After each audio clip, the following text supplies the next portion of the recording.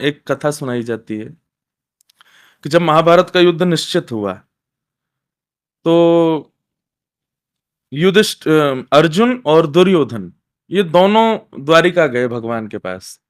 भगवान से जाके कहा कि महाभारत का युद्ध होने वाला है, भगवान आप किस तरफ रहोगे? ठाकुर जी बोले देखो, मैं अपनी तरफ से नहीं बताऊंगा कि मैं किस तरफ रहूंगा, मैं एक सिनेरियो देता हूं, तुम दोनों विचार कर लो कि मुझे कौन रखेगा। बोले क्या है? बोले एक तरफ तो मेरी सेना रहेगी, एक तरफ मैं रहूंगा, और मैं बिना शस्त्र के रहूंगा। मेरी सेना सारे सशस्त्र रहेंगे, पर जिस तरफ मैं रहूंगा मैं बिना शस्त्र के रहूंगा। तो ये एक सिनेरियो है, अब बताओ किसको चाहिए मैं? दुर्योधन बोला तो आपको लेके क्या फायदा, एक तो अकेले आओगे, वो भी बिना शस्त्र के आओगे। मानव का स्वभाव है ना, क्वालिटी अच्छी हो जरूरी नहीं, क्वांटिटी बहुत होनी चाहिए, है ना। क्वालिटी अगर एक में मिल रही है तो उसको छोड़ देते हैं हम लोग, क्वांटिटी बहुत सारी मिल रही हो तो we will try to catch it. Duryodhana ने वही किया। ठाकुर जी तो एक काम करो, आप ना इसी पे कृपा करो, पांडवों पे, बेचारे वैसे भी कमजोर हैं, मैं आपकी सेना ले जाता हूं। सेना ले गया। भगवान अर्जुन से बोले अर्जुन तू फंस गया ना, तू चाहता तो सेना मांग सकता था, तुम पांडवों पे सेना ही नहीं है, सैन्य बल कम है तुम्हारा, अब तो अकेला मैं आऊंगा, वो भी बिना शस्त्र के आऊंगा।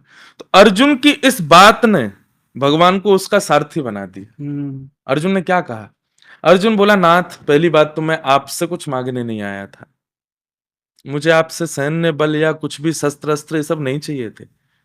भगवान बोले तो फिर? बोले आपसे कुछ नहीं मांगने आया था, आपको भी मांगने नहीं आया था, मुझे ये भी नहीं चाहिए कि आप मेरी तरफ रहो। भगवान बोले तो फिर क्यों आया? तो अपना हाथ ठाकुर जी के हाथ में रख के बोला मैं तो खुद को देने आया था।